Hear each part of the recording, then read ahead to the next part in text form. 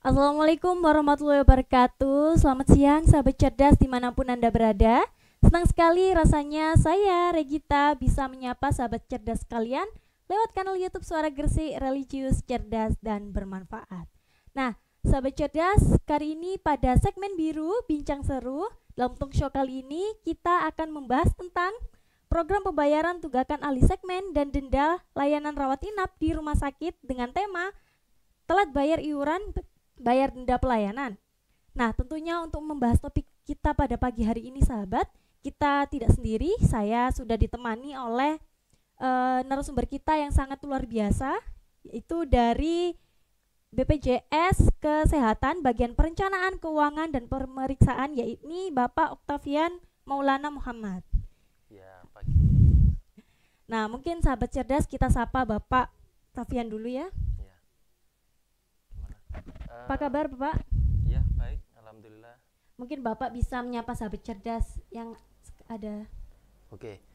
Selamat pagi menjelang siang, sahabat cerdas di warga Kabupaten Gresik ya, untuk mengikuti podcast pada pagi menjelang siang hari ini gitu. Nah, sahabat cerdas, pada segmen biru kali ini kita cukup penting ya pembahasannya, terutama bagi sahabat cerdas yang menjadi peserta JKN. Nah, mungkin di antara kita ini ada yang pernah mengalami susah bayar iuran, atau pernah mengalami sudah bayar tapi kartunya belum aktif, atau pernah mengalami masalah denda rawat inap, atau bahkan masalah-masalah lainnya yang berkaitan dengan JKN dan BPJS Kesehatan. Nah, tidak lama-lama sahabat, kita akan bahas bersama Bapak Oktavian dulu ini. Kita akan bahas tuntas di segmen kali ini pada talk show hari ini. Nah, pertama-tama nih Pak, bicara tentang peserta dan tunggakan. Nah, peserta yang dikatakan menunggak iuran JKN itu seperti apa Pak? Ya, jadi pembahasannya memang agak serem ya pada pagi hari ini. Denda pelayanan seperti itu apa? Cuman sebelum saya menjelaskan menunggak, sebenarnya filosofi dari denda pelayanan itu seperti apa sih? Jadi denda pelayanan itu diperuntukkan bagi masyarakat, atau bahasanya BPJS itu peserta yang tidak membayarkan iuran secara rutin seperti itu. Sedangkan iuran sendiri itu untuk membiayai peserta kita yang sedang sakit di puskesmas, di klinik, dokter keluarga, sama rumah sakit. Jadi pada prinsipnya denda pelayanan itu hanya untuk peserta yang menunggak. Tapi kalau peserta yang loyal dan membayar iuran rutin, itu insya Allah tidak ada gangguan atau pembatasan pelayanan, berobat tinggal pakai seperti itu. Pada prinsipnya BPJS Kesehatan itu kan, atau kartu JKN untuk mendapatkan jaminan pelayanan seperti itu. Pelayanan khususnya kesehatan. Jadi sakit bisa tercover BPJS Kesehatan melalui alur atau prosedur yang berlaku seperti itu. Dan denda pelayanan ini seperti apa? Denda pelayanan itu sebenarnya dikhususkan untuk peserta yang PBPU atau mandiri yang menunggak. Dan di situ juga ada namanya PPU. PPU itu pekerja penerima upah, di mana ada PNS, ada TNI, Polri, P3K, PPNPN, intinya dari Pemda atau pemerintah. Kalau swastanya itu dari PPUBU, penerima pekerja penerima upah dari sektor badan usaha. Kalau badan usaha itu membayarkan rutin setiap bulan untuk biaya pertanggungan atau jaminan kesehatannya, maka itu nanti lancar semua untuk pelayanan. Namun untuk perusahaan atau yang PPU badan usaha yang tidak membayarkan secara rutin, maka nanti ada denda pelayanan. Jadi kurang lebih filosofinya seperti itu. Banyak sekali ya Pak selain mandiri itu. Nah, untuk segmen pada PPU dan BPU ini juga apakah ada yang menunggak Pak? Ya, jadi PPU itu memang ada beberapa perusahaan ya yang menunggak. Kalau dalam satu tahun itu ya sekitar 0,1 sampai 0,2% perusahaan itu yang menunggak. Kalau untuk PBPU itu sekitar 12% dari peserta PBPU yang menunggak. Artinya dari 12% PBPU itu jika rawat inap itu nanti akan ada denda pelayanan, tapi itu pun di rumah sakit seperti itu. Kalau rawat jalan tidak ada masalah. Nah, mungkin teman-teman sahabat cerdas ini juga ingin tahu Pak, status kepesertaannya. Nah, seperti punya tunggakan atau enggak, itu gimana Pak cara mengeceknya? Ya, jadi gini, peserta mandiri itu sebenarnya sudah kita reminder. Kita reminder artinya kita ada namanya petugas telecollecting yang telepon setiap hari. Setiap hari di jam kerja memberikan WhatsApp reminder terkait tagihan. Tapi kalaupun misalkan peserta itu ingin mengecek secara pribadi atau secara mandiri, itu bisa melalui aplikasi mobil JKN, melalui menu tools info iuran.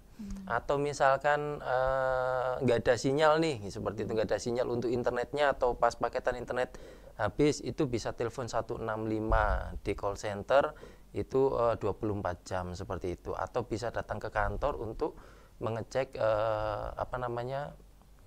tagihan iurannya berapa seperti itu. Jadi sebenarnya banyak, bisa juga melalui e-commerce, melalui Indomaret, Alfamart, internet banking, ATM, kantor pos, misalkan cek, coba ke kartu saya tagihannya berapa, bisa minta tolong untuk dicek, itu sebentar hanya berapa detik itu sudah muncul tagihannya berapa. Seperti itu. Sangat mudah ya Pak untuk mengetahui tunggakan-tunggakan di BPJS Kesehatan ini dan JKN. Nah, tapi masyarakat atau sahabat cerdas ini kalau ada tunggakan itu pasti mikir ya Pak, ini gimana cara bayarnya itu, terus bagaimana lewatnya. Nah, apakah pembayaran berbeda dengan pembayaran iuran PBPU atau mandiri ini berbeda Pak? Ya, jadi pada prinsipnya pembayaran denda layanan atau tunggakan atau iuran itu sama. Jadi pembayarannya melalui nomor virtual account atau nomor kartu.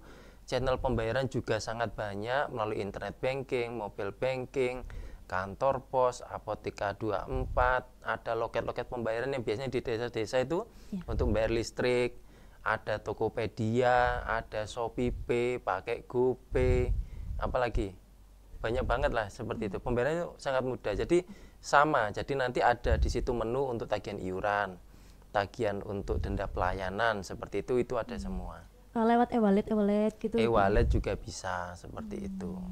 Nah, ini misalnya masyarakat dan mungkin sahabat cerdas ini sudah mengetahui ada tunggakan, tapi tidak dibayarkan, tidak segera dibayarkan. Mungkin disepelekan gitu Pak. Nah, bagaimana jika tanggungan atau tunggakan tersebut itu tidak segera dibayarkan Pak? Ya, yang pastinya memang BPJS Kesehatan ini kan menjadi badan penyelenggara. Badan penyelenggara itu kita yang menyelenggarakan jaminan sosial. Jadi regulasinya semuanya dari pemerintah. Jadi ada undang-undangnya, ada perpresnya seperti itu. Cuman yang kami sampaikan bahwa sesuai dengan Perpres 82 tahun 2018 yang dilakukan perubahan ketiga di Perpres 59 tahun 2024, bahwasanya prinsipnya peserta yang menunggak iuran di bulan berjalan, maka di bulan berikutnya itu akan nonaktif. Artinya gini, contohnya sekarang bulan Juli ini waktunya bayar, ternyata lupa sampai tanggal 31 Juli, maka tanggal 1 Agustus kartu itu nonaktif dan tidak bisa digunakan. Pada prinsipnya nonaktif di situ.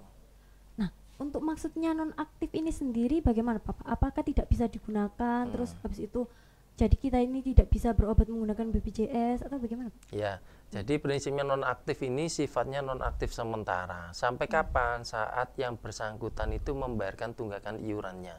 Jadi setelah dibayarkan iurannya langsung otomatis aktif by system. Namun ada tambahannya untuk perilaku, ya bukan perilaku, gaya skema pembayaran iuran yang terlambat ini akan ada konsekuensi untuk peserta itu, yaitu sesuai regulasi lagi di Perpres 59 itu akan ada denda pelayanan jika rawat inap. Cuman kan masanya kita tidak tahu berapa besaran dendanya itu. Jadi denda itu tidak bisa saya 50.000 aja, saya 10.000. Nah, bisa jadi 5 juta, bisa jadi 10 juta, dan bisa jadi lebih besar daripada tunggakan iuran. Bisa jadi tunggakannya cuma 2 juta, dendanya bisa jadi 5 juta. Kenapa? Karena denda itu dibayarkan berdasarkan prosentase yang BPJS Kesehatan bayarkan ke rumah sakit. Contoh di Gresik ini ada namanya Rumah Sakit Ibnu Sina. Ada peserta patah tulang, itu habisnya 40 juta. Tunggakan iurannya cuma 2 juta. Maka angka yang dibayarkan adalah 5% dari 40 juta dikalikan berapa bulan menunggak, maksimal 12 bulan. Artinya selama peserta ini menunggak lama sampai 12 bulan, maka denda pelayanannya juga akan semakin besar. Jadi akan menjadi pilihan peserta atau warga Gresik, apakah mau dibayarkan tunggakan iurannya plus dendanya, atau membayarkan 40 juta untuk biaya rawat inap itu tadi. Dan kita pastikan denda itu tidak akan lebih besar daripada biaya yang dibayarkan rumah sakit. Namun jika peserta itu bayar rutin setiap bulan, maka tidak akan ada denda pelayanan, hanya bayar iuran rutin. Berapa iuran kelas 1? 150.000. Kelas 2 100.000, kelas 3 35.000. Artinya angka yang paling terjangkau misalkan 35. Kita hanya bayar 35.000 untuk peserta itu mendapatkan jaminan pelayanan kesehatan berapapun biayanya. Seperti itu. Nah, mungkin ini masyarakat juga ada yang pernah mengalami, sahabat cerdas mungkin juga ada yang mengalami nih Pak. Nah, ini ternyata setelah kartunya aktif, ada peserta yang masih kena denda. Nah, ini sering bikin bingung nih Pak. Ini masyarakat juga kadang marah-marah nih Pak. Betul. Nah, tunggakan yang sudah dilunasi dan kartunya sudah aktif, mengapa Pak masih ada denda pelayanan? Denda pelayanan. Ya, jadi memang filosofi JKN ini kan dari adanya iuran yang dibayarkan. Jika memang ada dana yang dibayarkan dan masuk ke BPJS Kesehatan kan untuk bayar plan kesehatan. Jangan sampai program yang dalam tanda kutip banyak yang tertolong karena sakit, banyak orang sakit menjadi miskin atau menjadi berdampak sosial gara-gara sakit seperti itu. Akhirnya jangan sampai program ini tidak berkesinambungan hanya gara-gara peserta yang tidak membayar, sehingga tidak ada kecukupan anggaran untuk membayarkan ke pelayanan kesehatan. Maka memang ada denda bagi yang menunggak, ya kan? Saya ulangi, bagi yang menunggak. Kalau peserta itu sudah kena denda pelayanan, itu pasti mikir lagi, oh ya sudah, kalau begitu saya nggak akan bayar denda pelayanan lagi. Selanjutnya saya bayar rutin setiap bulan. Jadi memang denda pelayanan itu dikhususkan di rawat inap rumah sakit. Di klinik ada rawat inap, di puskesmas juga ada rawat inap. Di situ tidak kena denda Bapak Ibu. Yang dendanya itu hanya di biaya rumah sakit. Jadi meskipun iurannya sudah dibayar dan aktif, maka di rumah sakit jika rawat inap nanti di sistem kita yang kita pasang di rumah sakit itu nanti ada warningnya, peserta memasuki masa denda pelayanan 45 hari, maka untuk bisa dibayar maka warning itu akan hilang. Jadi perlu dicatat, pembayaran denda itu hanya 1 kali rawat inap dalam periode 45 hari sejak aktif kembali. Jadi misalkan si A nggak sakit, dibayar di hari ke-30 yang bersangkutan sakit dan harus rawat inap, maka di situ dendanya harus segera dibayarkan untuk mendapatkan jaminan biaya rawat inapnya. Nah, gitu.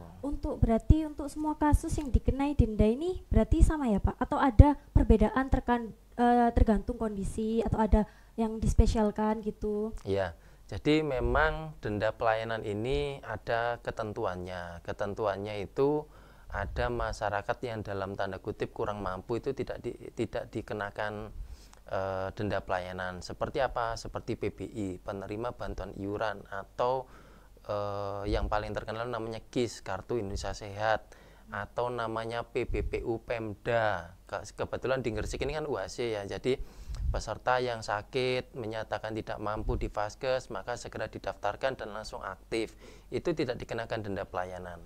Jadi khususnya orang yang tidak mampu itu tidak dikenakan denda pelayanan. Sama halnya peserta yang beralih segmen alih segmen gini, peserta PBPU menunggak, setelah itu dia bayar tunggakan iuran. Contohnya si A bekerja di PTB. Di PTB itu didaftarkan sebagai pekerja dari perusahaan atau karyawan. Setelah dimasukkan muncul warning, ada denda total tunggakan iuran 1 juta. Setelah dibayarkan, harusnya itu kan kayak semacam dosa masa lalu ya. Jadi dia yang menunggak, habis itu rawat inap. Jadi saat dia masuk ke perusahaan, maka denda itu bisa dihilangkan. Seperti itu. Sama klausulnya peserta PBPU yang menunggak, setelah itu berubah menjadi PBID. PBID setelah itu sama PBID atau Pemda atau Dinas Sosial atau Kementerian Sosial dinonaktifkan. Maka setelah nonaktif dapat berapa bulan, 10 bulan, ternyata yang bersangkutan sakit dan rawat inap, maka cukup membayarkan 10 bulan iuran sejak nonaktif itu, maka denda pelayanan pun juga bisa dihapuskan. Jadi pada prinsipnya jika di masa transisi itu dan ingin segera aktif dan bisa dijamin, itu denda itu bisa dibayarkan, asalkan saat sebelum beralih segmen itu denda itu sudah terbayar. Pada prinsipnya seperti itu. Nah, ini bicara tentang pembayaran denda nih Pak. Nah, saya ini pernah mengetahui tentang istilah rehab BPJS. Nah, ini apa nih Pak maksudnya dan mungkin konsepnya tentang rehab BPJS ini Pak? Ya, jadi mungkin tadi seperti yang Mbak sampaikan bahwa ada beberapa masyarakat atau warga Gresik itu tidak tahu, oh ternyata BPJS Kesehatan itu ada denda pelayanan. Tapi sudah terlanjur nih, tagihannya sudah terlanjur banyak kan gitu. Jadi rehab itu ada 2. Pertama, rehab untuk peserta mandiri atau PBPU. Nah, untuk yang pertama ini yang PBPU, peserta ini bisa membayarkan iurannya itu melalui dicicil. Jadi pada prinsipnya rehab itu dicicil. Tagihan yang sudah terlanjur banyak, misalkan 3 juta, itu bisa dicicil. Cicilannya berapa? Maksimal 2 kali iuran. Contoh, menunggaknya 20 bulan, maka maksimal cicilannya adalah maksimal 10 bulan. Artinya 2 bulan cicilan, seperti itu. Misalkan menunggaknya 24 bulan, maka maksimal mencicilnya adalah 12 bulan. Nah, yang kedua, rehab itu untuk peserta yang sudah beralih segmen. Beralih segmen ke peserta mandiri, ke PBI, bisa ke perusahaan, bisa ke ASN, P3K, TNI, Polri. Nah, ini dikhususkan peserta yang sudah beralih segmen, itu cicilannya itu maksimal sampai 3 tahun atau 36 bulan. Minimal cicilan hanya 35.000 per bulan. Jadi memang di alih segmen ini mendapatkan privilege ya. Jadi keistimewaan, bisa mencicil maksimal 36 bulan karena kartunya ini sudah aktif, karena dia sudah beralih kan itu. Tapi kalau untuk peserta mandiri yang menunggak, bedanya pesertanya ini masih nonaktif, tapi pembayarannya bisa dicicil. Bahasanya itu kan sedia payung sebelum hujan. Sebelum saya sakit, daripada saya bayar banyak, jadi saya bayar secara bertahap dulu. Betul, jadi rencana pembayaran bertahap atau rehab, seperti itu. Nah, ini misalnya ada kasus nih Pak, peserta ini baru aktif kartunya setelah menunggak, terus habis itu dia melunasi. Nah, apakah ada masa tunggu untuk bisa digunakan kembali untuk rawat inap? Ya, jadi pada prinsipnya BPJS Kesehatan tadi adalah sedia payung sebelum hujan, bukan hujan baru cari payung ya gitu ya. Jadi ya seperti itu. Kita pastikan diri kita beserta keluarga, anggota keluarga untuk mendapatkan jaminan pelayanan kesehatan. Artinya saat kita sebelum sakit, kita membayar iuran. Kalau registrasi ulang, jadi peserta dari PBI ini dinonaktifkan, misalkan sekarang bulan Juli, dinonaktifkan di bulan Januari. Maka sudah nonaktif berapa bulan ini? Maka kalau registrasi ulang atau pendaftaran baru di bulan Juli, maka akan ada masa tunggu 14 hari. Artinya kalau sekarang baru daftar registrasi ulang setelah nonaktif ya, bukan menunggak ini. registrasi ulang nonaktif, maka menunggu 14 hari baru kartunya bisa dibayar dan langsung aktif. Jadi tidak ada tunggakan, namun masa tunggunya atau masa aktifnya nunggu 14 hari. Untuk klausul peserta yang terlanjur rawat inap, maka masa tunggu itu bisa dihilangkan. Namun harus membayarkan iuran sejak Januari, sejak dia nonaktif tadi. Berarti Januari, Februari sampai Juli, 7 bulan dibayarkan, bisa aktif kembali, seperti itu. Nah, untuk rumah sakit nih Pak, apakah denda layanan rawat inap ini berlaku untuk semua jenis rumah sakit, baik swasta maupun negeri atau rumah sakit yang bekerja sama dengan BPJS? Ya, jadi kalau di Gresik itu sepemahaman saya itu seluruh rumah sakit di Gresik sudah bekerja sama dengan BPJS kan gitu. Kalau di wilayah Jawa Timur itu sudah banyak sekali ya rumah sakit yang kerjasama, mungkin di atas 98% itu sudah bekerja sama semua. Artinya untuk rumah sakit yang tidak bekerja sama dengan BPJS itu tidak bisa melayani BPJS kecuali dalam keadaan gawat darurat. Tapi kalau BPJS Kesehatan, denda pelayanan di seluruh rumah sakit itu semuanya sama. Yang membedakan nanti hanya biaya rawat inapnya bisa berbeda. Contohnya rumah sakit Denisa yang di depan Ibnu Sina sama Ibnu Sina. Kalau rawat inap di Denisa sama Ibnu Sina bisa jadi denda pelayanannya berbeda. Kenapa? Karena kelas rawat inapnya berbeda. Ibnu Sina kelas rawat inap B, kalau yang Denisa tipe rumah sakitnya rawat inap D. Jadi itu nanti ada biayanya berbeda. Tapi pada prinsipnya dendanya sama, 5% dikalikan biaya yang kita bayarkan ke rumah sakit, dikalikan berapa bulan menunggak, maksimal 12 bulan. Gitu. Tentunya pasti ada beberapa kondisi mendesak atau gawat darurat yang dialami oleh masyarakat nih Pak. Mungkin ada sahabat cerdas juga yang mengalami, tapi si pasien ini belum membayar BPJS, tunggakan BPJS. Nah, itu apakah bisa dilayani atau harus menyelesaikan pembayaran tunggakan denda tersebut? Oke, jadi pada prinsipnya gawat darurat itu memang yang didahulukan adalah di kesehatannya ya. Kalau jaminan kesehatan ini namanya kan administrasi.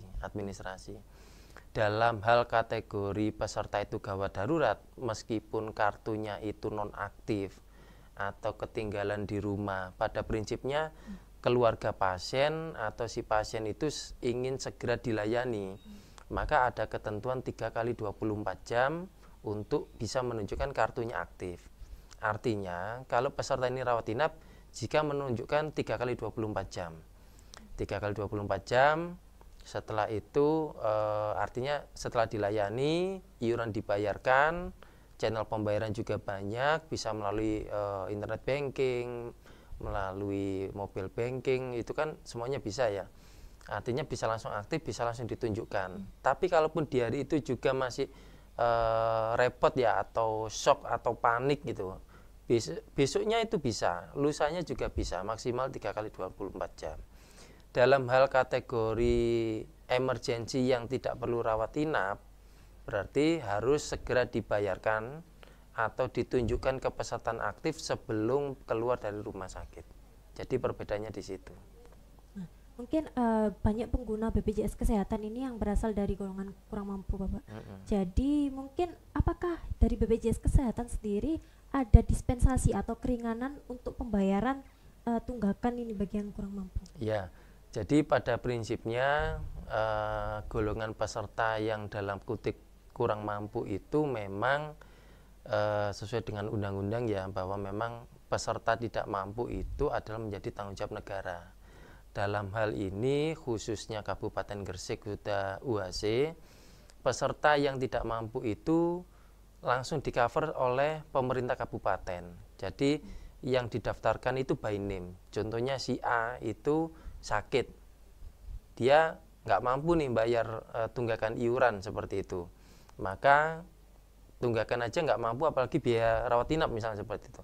Maka di sini pemerintah Kabupaten Gresik dan BP Kesehatan hadir untuk bisa menjamin peserta ini untuk bisa aktif dan dilayani. Dan itu pun denda pelayanan juga bisa kita hapuskan. Jadi memang denda pelayanan itu untuk warga yang dalam tanda kutip tidak mampu, yang didaftarkan oleh Pemda dan bisa langsung aktif, itu denda pelayanan pun juga kita freekan atau kita hapus. By sistemnya seperti itu. Nah ini Pak, kalau misalnya ada peserta yang sudah lama sekali tidak aktif, mungkin sudah bertahun-tahunan, nah ini lebih baik daftar baru atau melanjutkan yang lama saja Pak? Ya, jadi tidak aktifnya itu ada dua ya Mbak. Jadi yang satu tidak aktif karena alih segmen. Contohnya dulu bekerja di PTA, setelah itu dikeluarkan, tidak registrasi ulang sampai 2 tahun misalkan. Maka kalau 2 tahun dia registrasi ulang, maka dia hanya membayar iuran pada saat dia registrasi. Seperti itu. Atau dalam keadaan emergensi. Cuman konsekuensinya yang tadi kan harus menunggu 14 hari.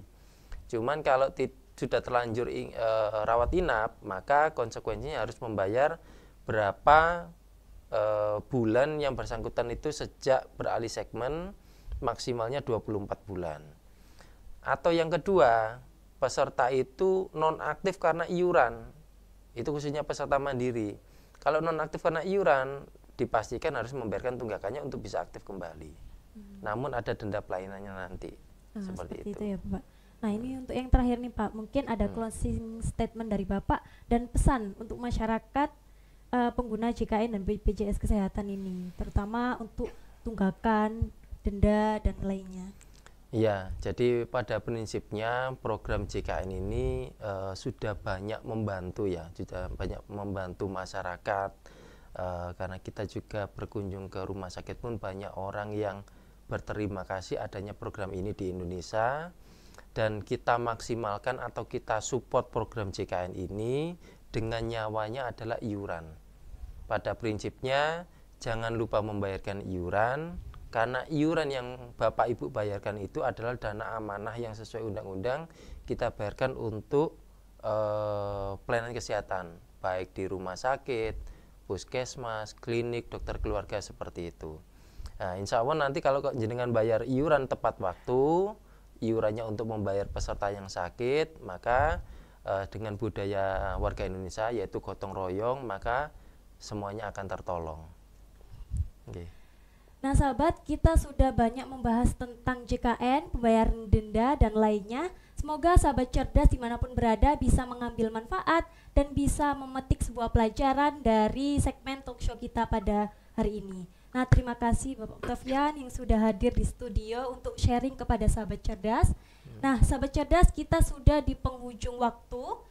Tidak lupa kami ingatkan untuk melihat tayangan talkshow biru di platform YouTube Suara Gresik, religius, cerdas, dan bermanfaat. Nah untuk itu sahabat, kita sudah di penghujung waktu. Kami pamit undur diri mewakili kru yang bertugas. Saya Regita Rama Octavia dan Vian mengucapkan banyak terima kasih dan wassalamualaikum warahmatullahi wabarakatuh. Waalaikumsalam.